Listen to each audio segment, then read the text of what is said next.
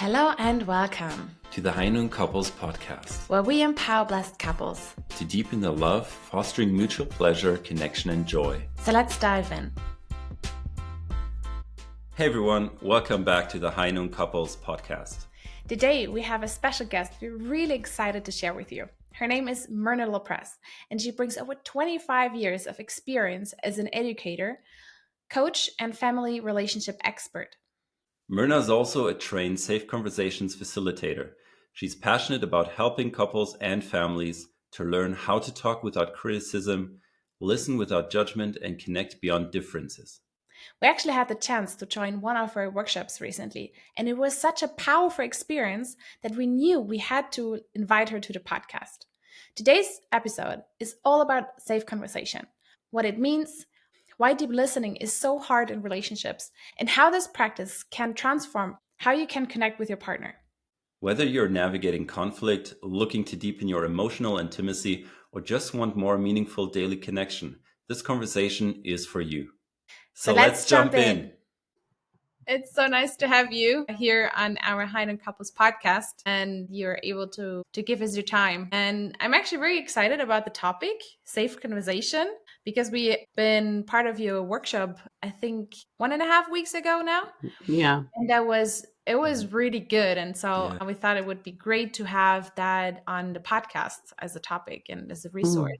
So I would love to just jump in and actually ask you, how did you for yourself discover safe conversation and how it impacted your personal life within your relationship, but also then as a couples counselor? Yeah.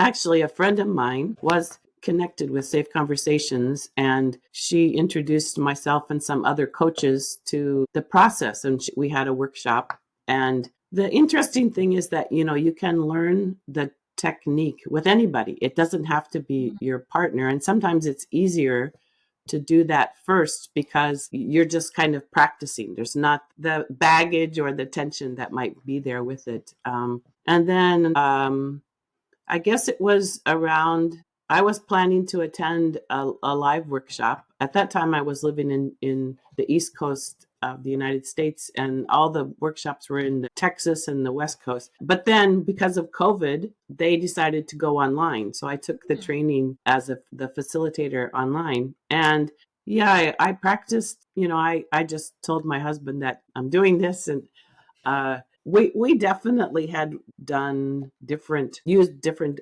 ways of communicating, and there were certain topics that were sort of like we avoided because it was too hard to talk about. And it really helped us. It helped us to be able to communicate in a safe way, which was a big thing. And I think also, as I shared in the workshop, my oldest son came to visit me, and I just said, I'm learning this new tool. Can I practice with you? And he was open. And, all of the Safe Conversations dialogues start with an appreciation. And who doesn't like to get an appreciation from somebody? Something that we often don't do enough of. We might feel grateful, but we don't express it. So, and then from there, I decided to become a Safe Conversations facilitator. And I incorporate it like in all of it doesn't have to just be with couples. Sometimes it's also with a parent and a teenager or adult child as well, and even there is even a way they use it in the workplace as well for businesses. Oh wow, that's interesting. I thought it's only for private situations. No, it's a little modified, it's a little different, but companies that, especially the part about conversations that tend to be top down, that aren't effective, that learning how to have dialogue. And safety is an important thing in the workplace, because you don't want to get penalized for expressing your opinion about something. So, yeah. That must be good companies. I would have loved to work in one of those. I know that my bosses would have never done that, but I'm good where now.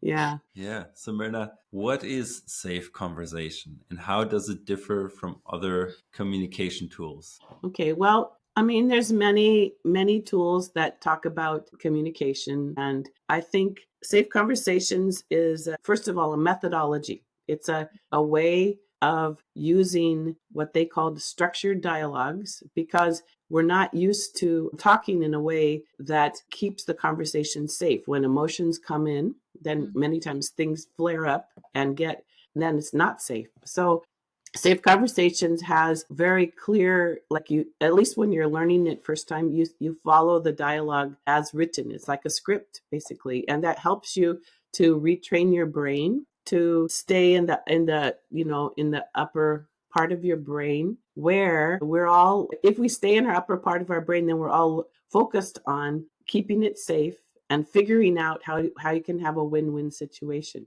The second thing is that Safe Conversations really emphasizes learning how to listen, because we typically don't listen so well. Even in a conversation, sometimes people jump in and interrupt.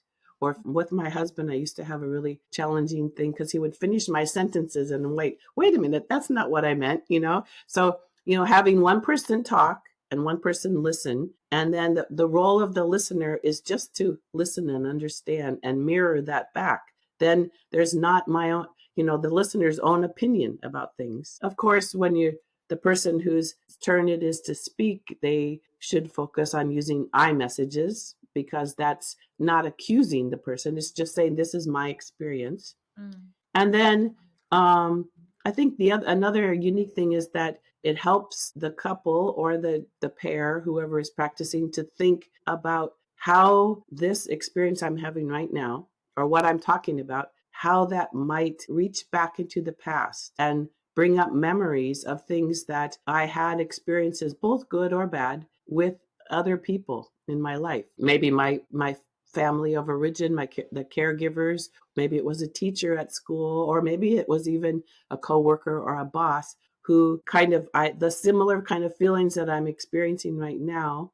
This is especially true in the frustration dialogue, when you can talk about something that you're frustrated about, that it's not just this person who I'm talking with that I'm getting emotional about. It reminds me of something in the past. And then we can see that, I have a part in this. It's not just the other person's fault, in a sense. It's something that I'm bringing to the conversation, where I maybe it's a trigger, for lack of a better word. It's a trigger that, for instance, if someone speaks really loudly, or they seem to yell a lot, I might be reminded that that's how my father was, and I didn't like it. So then I naturally react to that person more than what they're just trying to communicate. Yeah, very interesting. Sorry, do you have something to add to that? Well, I think also in the short workshop that we had, we didn't go further, but the next step is, after you express the frustration or whatever, you could work at, what can we do about it? What's a next step, or what's a solution? And so if you really are heard, if you're really listened to, then maybe you're more open to seeing how we could do it differently in the future. That was all I was going to say. Okay. Thank you for adding that. So you're working with couples, as I understand. And is there, in communication between couples, is there do you see common struggles that couples face in their communication? Yeah, well, as I mentioned at the beginning, one thing for my husband and I was that we just didn't talk about certain things because it got too heated or it was too touchy. So not feeling safe, not having a safe way to bring up things, getting defensive, one or both people getting defensive, and also, not really listening. Like actually in the practice of the Safe Conversations, the person who's the listener maybe has the harder role, because just mirroring back what the person said without putting your own words into it or your own spin on it, for some people that's really hard, like to be able to not argue, but wait a minute, that's not what I think about this, And so for some couples, what they need to have is a facilitator. Like, I work with them, just them and me. In fact, I have one couple I'm going to meet later this week, because they know that there's certain things that they just get into these arguments about, and they need a safe way to be able to get past it. And for some people, understanding the other person's past, what that brings up for them, helps them to have more empathy for the situation of why the spouse gets so upset about this, because it relates to something that's a trigger for them in the past. Yeah, that's very interesting, because I feel like I see how a facilitator can really help, because on one side, if you have the resource, you can just do it by yourself. But as you said, there are certain heated or difficult conversations where there is a lot of emotions, a lot of triggers. Then having, not to give your spice or give your comment to that, I can see that it is very difficult, and I actually experienced that during our training last time, and when we practiced that conversation in the workshop, and I really, where my ego came up. Oh, yeah. And I was like, wait a second, I don't want to do that. I don't want to. But I've realized, okay, I'm right now in learning of choosing love over ego, and where I said, okay, no, I'm here to listen, and it's not about me. Yeah. That was really helpful to have this perspective. It's not about me. It's for him, that he is listened to, and Right. that he needs, this is his space right now. He gave me the space before, Mm-hmm. and he really gave his best, so I have to do the same for him. Yeah. Yeah. And maybe that's why sometimes to learn the tool itself, it's easier to do it with somebody that you don't have any history with, because you just learn to be listened to and to listen. But the other thing is that if it gets heated, you can say, I think we need to take a break. And, can we do a little breathing, walk around, come back to it in 20 minutes, something like that too. I think, but that's also increasing your awareness as a couple of, sometimes we get to the point where it's like no return, like you can't, it's like the tube of toothpaste where you squeeze it out and you can't put it back in. So learning how to recognize, my brain is gonna go too far here. I have to rein in my emotions, or like you said, love over ego. Yeah. Definitely. To know I don't run away from the conversation, but it doesn't make sense to continue now, because we would just hurt each other, and make a pause and coming back to the conversation when the emotion kind of cooled down. Yeah. Have you ever experienced with other couples, or also for yourself in your relationship, aha moments that with using safe conversation? Yeah, I think that especially when they're able to get to a point where the person who's shares something from the past, and maybe that the other person never knew, about how they were this scared little boy or girl who was fearful of someone, or fearful of expressing emotions. And, the point, when you get to the point of being able to empathize and really see the other person not as the antagonizer, the person who's making me upset, but that there's something behind it. I think especially, and also even when I've done these workshops with total strangers and they were just learning the tools, sometimes they say, I've never been listened to like this before. I've never had someone just, and it moves them even to tears, so it can also happen with a couple. I've never had this experience of him or her listening to me without any interruption, or without feeling understood, feeling that there is a way to talk without with feeling safe, and feeling that I'm okay. These emotions aren't something to be afraid of or ashamed of also. And yeah, I think, as I shared in the workshop, I think for me, learning that I used to feel that I couldn't really access my emotions unless I got upset. They were kind of buried. So, and my husband used to tell me that anger is always wrong. And I'm like, well, what am I supposed to do with this?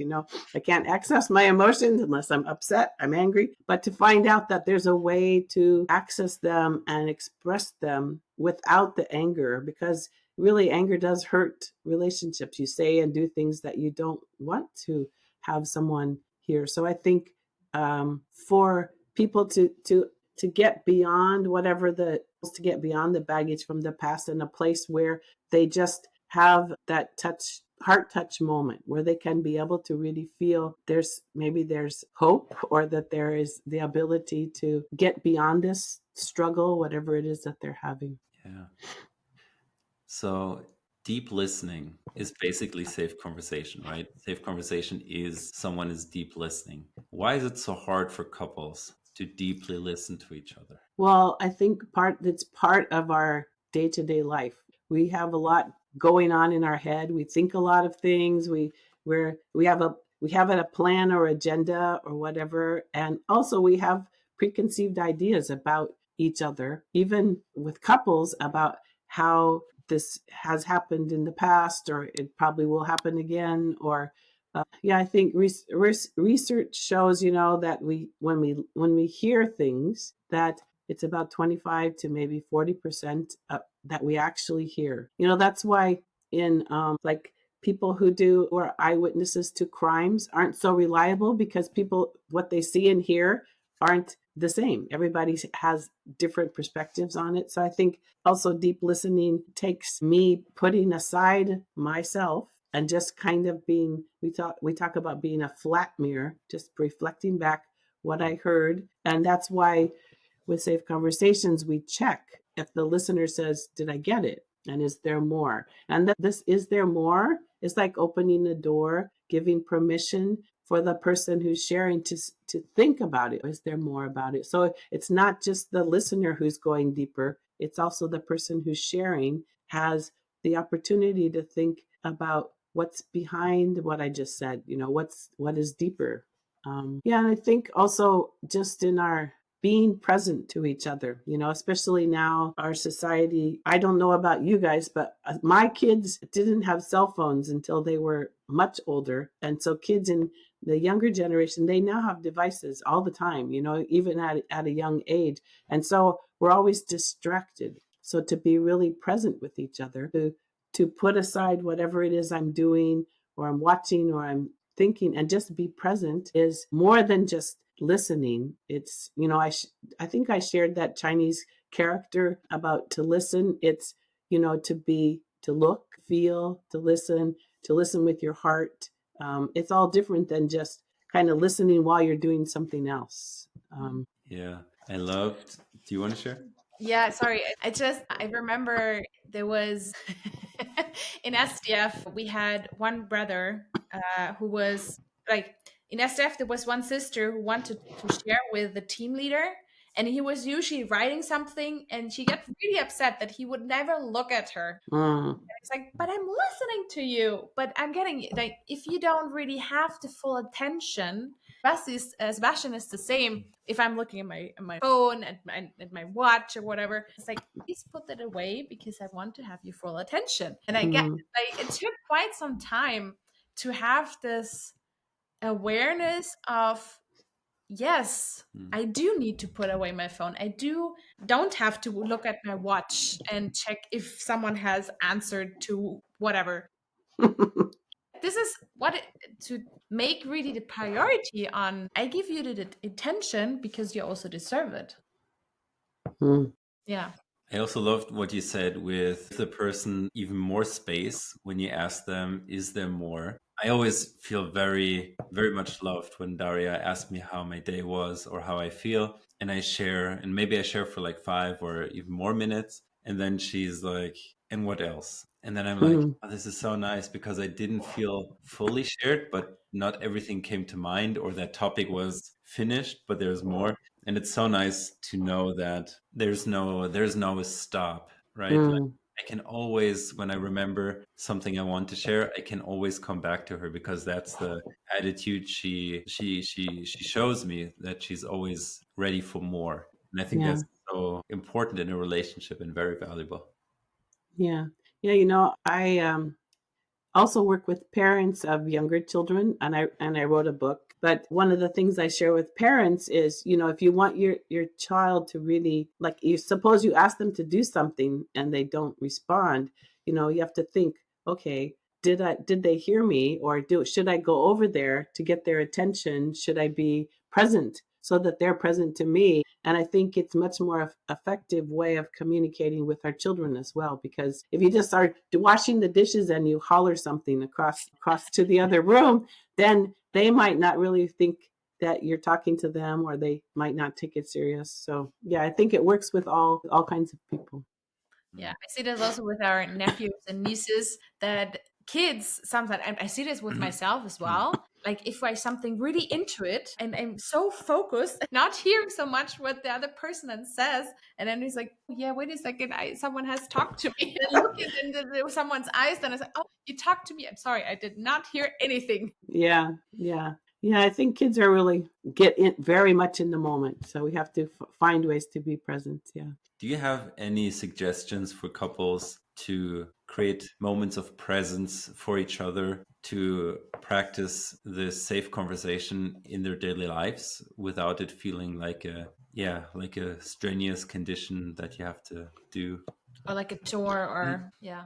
I mean, I think that the easiest way to do it is to just, it can be spontaneous or you can make a time for it where you just give each other appreciations or gratitudes, just acknowledging. It doesn't have to be, okay, we're going to sit down and do a conversation now. Just, noticing and acknowledging when that you do things. And maybe if there are things that you need to talk about in a more structured way, then making, one night a week where you just check in. Is there something that we need to talk about? And would it be good to use especially the frustration dialogue? But you can also do the mirroring part where it's just simple, where, if you're checking in, how was your day? And you can just say, oh, so I heard you say this and this. You don't have to do it like word for word. Is there more? Do you want to tell me anything else? I think building that into a routine, it's easy to take things for granted when we don't find a way to do it consistently. Yeah. I think anything that is of value doesn't have to be just safe conversations, but anything that's of value, if you find a way to build it in. Sometimes people also write gratitude journals, and then you can just say, I want to share with something that I wrote in my gratitude journal. And it doesn't have to be about the other person, even. It could just be sharing a part of yourself with them. So it doesn't necessarily always have to be conflict. No. I think that as much as possible, you want to bring in the things that make your life good, and there's this concept of the gratitude jar where, maybe it's more effective with kids, but you just take like Post-its or small pieces of paper and you write down something that you're grateful for, and you put them in the jar, and then sometimes you just read them together. You bring them out and you just read them, and, oh, I remember when we did that this or that. And it helps to like reinforce the things that have made this past week or month or year enjoyable together. That actually sounds nice, even though I feel we are really child-like hearted. We act around often like kids. I still see that as something that we could enjoy as well. Yeah, sure. So safe conversation is really where, on at least what we've learned at the workshop, is on one side the gratitude chart, where you express your gratitude to the other person. But with the conflict, or with the other version, is basically asking if the other person has actually time and space, right? Because this is something I also realized, that in the past I often came with a topic, with an issue to Sebastian, and dumped it on him in a space where or in a situation where he had not the headspace for it. Hmm. And because I'm usually the one that is kind of more emotional and more reactive, and then when it's too much, I was like having an explosion, and realizing that, okay, actually I have to ask if he has actually the headspace. Do you have time right now to have this conversation? And even though I really have the urge to accept if he doesn't, and or for example he works on his website for work something, or being in his headspace in his man cave where he does his woodwork, and then when there is the space to share, but also not too long, because I know for myself, like sometimes it's really hard to remember what the other person said, and is that correct, and is there more, as you said, creating this space of correction, but also to talk more, and then having also a summary of everything what they have actually really heard. And I felt that was really nice, also in the end of hearing the whole conversation again from Hmm. him, to hear, wow, he really got it. And he really heard what I was trying to say and how was I feeling, and he saw me, or he sees me, and that was so beautiful. And I feel like there was, especially in the past few weeks, we noticed that we had some conflicts where we had a miscommunication issue. That were, for example, we were visiting friends and there was a situation where they had a lot of kids and we needed to decide what we're going to do. And Basti had said some things he would love to do, but I didn't feel considered on what I actually would like to do. And because we didn't see them so often, and I would have loved to spend some time, and I was actually really open to do anything. He wasn't. And I was like, okay, I'm just going to contain myself. I'm not going to say anything. And then it's like, yeah, let's just go out. And I said, okay, I'm going to take the dog with me. And it was, in general, it was nice, but everything built it up somehow. And with a grudge, and it was kind of, it was difficult. And then again, I felt I needed just to share with him how I feel right now. I didn't ask if he has the space. I just dropped it on him. And then how did you feel about that in this moment? Yeah, we were just waiting for a red light to turn green. We were just standing there in the middle of the city, and I was enjoying myself. Like I loved the walk, and I had some, thoughts in my head, and we just talked about things. And suddenly Daria's like, actually, yeah, I didn't really feel considered going out here. And I would have appreciated if you asked me what I needed and wanted for the walk or for the time now. And I think I also said, I actually didn't like this walk. Yeah. I started being really negative. And so then I felt like, okay, I'll just listen, because that's usually what we do. We just listen when the other person has something to share. But then I couldn't enjoy the walk or the rest of the walk at all. Yeah, I was just like super frustrated. Why did Daria share this now? Did you want to spoil my walk? Yeah. And then you also noticed that I was more quiet and walking further back. Annoyed, and I was trying to reconnect. And she was asking me like, is everything all right? And I was like, getting so annoyed about that. But this was actually the day you had the workshop, but just the day, because it was our evening. We were waiting at the kebab place, and then we started to have more conversation again. We noticed, yes, we actually need to have this conversation training. Yeah. Because we saw that happen quite often in the past 2 weeks before that we had this situation where something came up and we had a conversation, and I felt like I was saying something and then he received it something different than I was actually trying to convey. I didn't ask properly for if he has the headspace. And I felt with the safe conversation, it is much easier that either way, if he has an issue or I have an issue, that we understand and hear each other, the full story, not just I interpreted in the situation. So that was really powerful. Good timing. Yes. Yeah. I mean, the thing is that, even for people who practice safe conversations a lot, it doesn't mean they don't have any conflicts, but you have a way to talk about it, maybe not even in the moment, but using pieces of it, like, I really need to talk about something. Is now a good time? No, now is not a good time.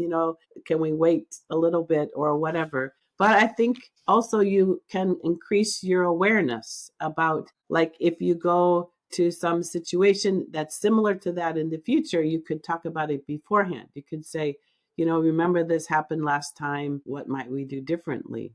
So that's not necessarily a safe conversation. It's just creating a better outcome, hopefully. Yeah. And then the other thing that what I was just thinking about when you asked me about what can you make a regular part of your life, I do think that the point that safe conversation makes about taking care of the space between, which is your relationship, basically, between any two people, but doing things that nurture or take care of each other, appreciating each other, but also talking about things, before they become a huge problem, like if there's something that's annoying, this really bothers me. can we talk about it? Rather than waiting until you're really like at a 10 frustrated, then that's probably not going to be successful to talk about it in that moment. Yeah, that makes sense, definitely, to create awareness on when there is an issue and not to keep it down. I feel like that I have done at the very beginning. I have done a lot because I felt like You mean at the beginning of our relationship. Yeah, thank Mm-hmm. you. Because I felt, I need to be grateful. I don't want to be nagging. But then it grew really big, and I was like, and he was like, "Where does it come from?" Really surprised at, why haven't you said something earlier? Yeah. Well, some of that is just getting used to each other, and you want to put your best face on, right? But then after a while, I mean, also if you can find ways to find humor in it, maybe not in the moment, but afterwards. Also, Harville and Helen, they suggest that you get a code word. So like when you're getting really upset or triggered, that you could just say if you're with other people, you could just say the code word like marshmallow or something, and then the your partner knows, okay, that maybe this is something we're going to have to talk about later. There's something going on here. Actually, that's good. So that there's not going to be a blowout in front of other people because you want to kind of keep it in your relationship, in your couple, and then Yeah. Makes sense. Because I actually was looking for a safe conversation book, but I actually didn't found anything. So if they're interested on learning that, where can they find something? Yeah.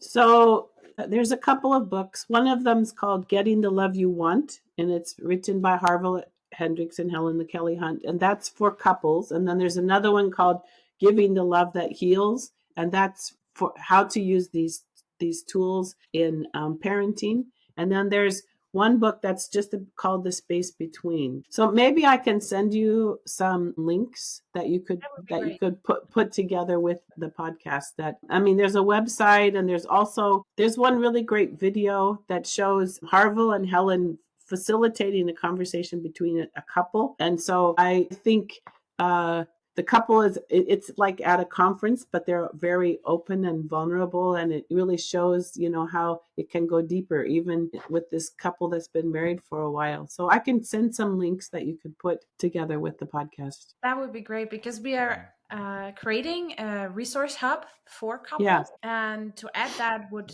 be great. Okay, sure, I'm happy to do that. Thank you.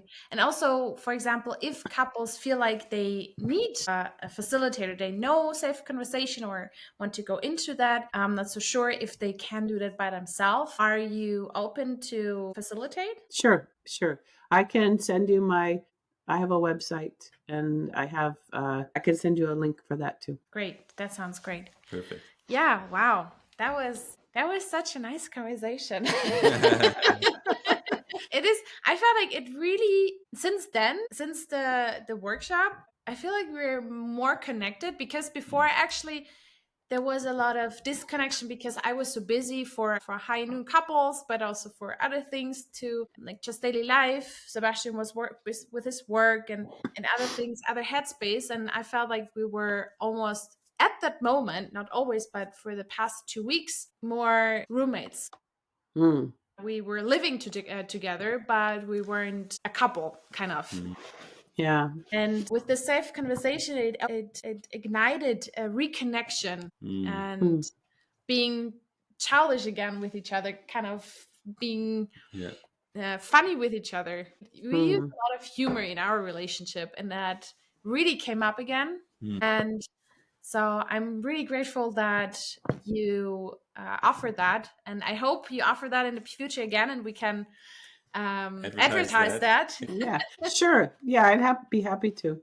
I think the other thing is that you have to give yourselves grace. Like stuff is going to happen. One or both of you are going to lose it. It's like sometimes for my husband, if I was upset about something, he would say, "Do you need something? Can I give you a hug?" And sometimes that was enough to sort of break for me, that helped. So I think we're not striving for perfection. We're just like realizing that it's a tool. Maybe we should talk about this later is a good it's a good thing if the emotions are high. And yeah, I'm happy to offer something again. Yeah, thank you so much. Yeah. Yeah, thank you so much for your time. Thank you for this conversation, for the work you do for Sure. couples, but also for parents, and that you take the time and offer also the workshop. So, yeah. I'm glad to be here.